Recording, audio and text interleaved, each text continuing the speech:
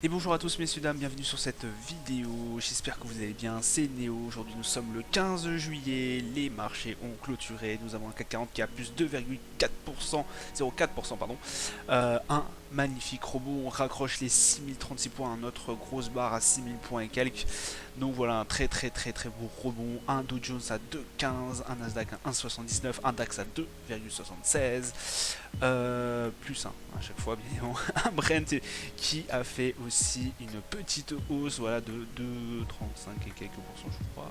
1 et quelques, non, pardon. 1,39, pardon, 1,39% à 101,220 dollars. Voilà, on a repassé au-dessus de la barre des 100 dollars. Un 11 d'or qui ne cesse de dégringoler, messieurs, dames, à 1704. 66,66 dollars le 11 d'or, 1 euro USD, bon, qui reste un peu plus intéressant, mais bon, qui frôle la parité. On est à 1,0080 dollars l'euro. On a un 10 ans US à 2,93%, donc on reste en dessous de la barre des 3%.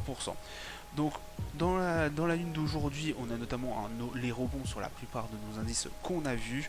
On a aussi une anticipation des marchés concernant le resserrement monétaire de la Fed. Donc tout ça cumulé a fait que aussi on a pas mal augmenté sur nos marchés. Nous avons aussi fait une petite découverte. Effectivement, il ne faut jamais parier à l'avance sur les indicateurs US, puisqu'effectivement vous allez voir sur le calendrier économique, on a deux indicateurs au niveau US qui ont été vraiment très intéressants à regarder.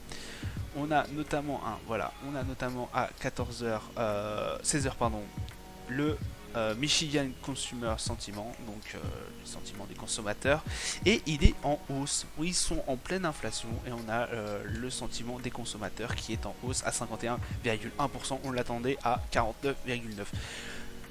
Assez intéressant, voilà, on est effectivement, voilà, comme je l'ai dit, ils sont en pleine inflation au niveau des US, c'est compliqué pour eux, et bah non, en fait, voilà, le sentiment des consommateurs redevient positif. Voilà, on a une petite augmentation, bon, bah, ça fait plaisir, et la vente au détail, messieurs, dames, la vente au détail est intéressant aussi à regarder. Effectivement, il y a eu plus de ventes au détail de 0,2% de ce qu'on attendait, hein. On l'attendait à 0,8, on l'a à 1%. Voilà, donc c'est très intéressant. On voit que l'économie, voilà, les consommateurs, les particuliers, voilà, ont envie de consommer. Les personnes ont envie de consommer au niveau des US. Donc la vente au détail bondit. Donc bah c'est quelque chose un peu surprenant, puisque voilà, on a une inflation galopante. Alors après aussi, oui, au niveau des US, les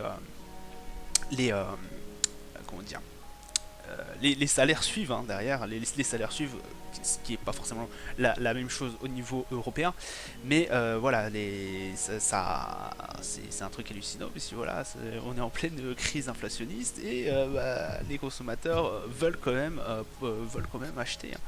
Il y a de l'achat. Donc sur les marchés, nous avons un Nasdaq du coup qui a accroché pratiquement la barre des 12 000 points, hein, on peut le voir, hein. Très intéressant.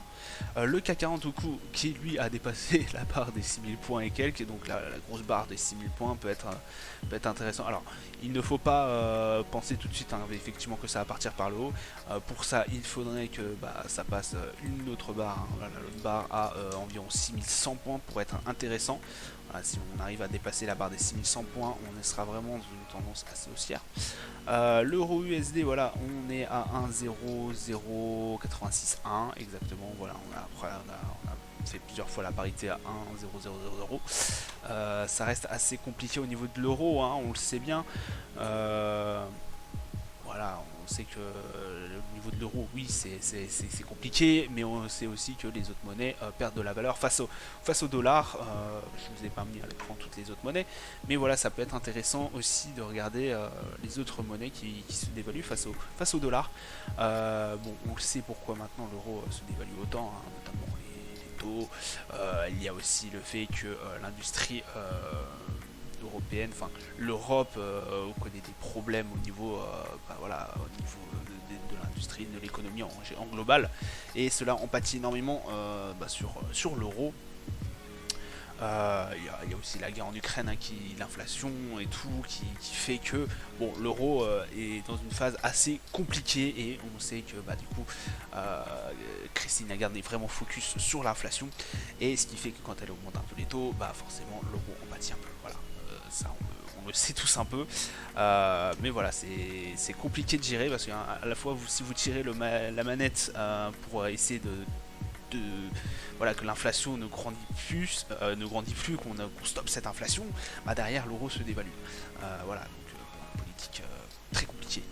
Le Dow Jones à 31 283 points, on a un DAX à 12 859 points, un Brent du coup qui a réintégré la range que j'avais mis entre 101 et 114 dollars, et un 11 d'or, messieurs dames, à 107, oui, 707. Donc 1707 dollars exactement, 46, voilà, qui a fait aussi une belle baisse. Hein. Là, on commence à arriver sur les plus bas au niveau de l'or, hein, qu'on a connu depuis les années 2020.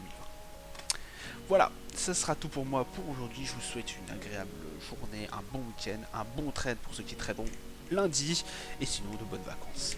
C'était Néo, je vous dis à plus tard, ciao ciao.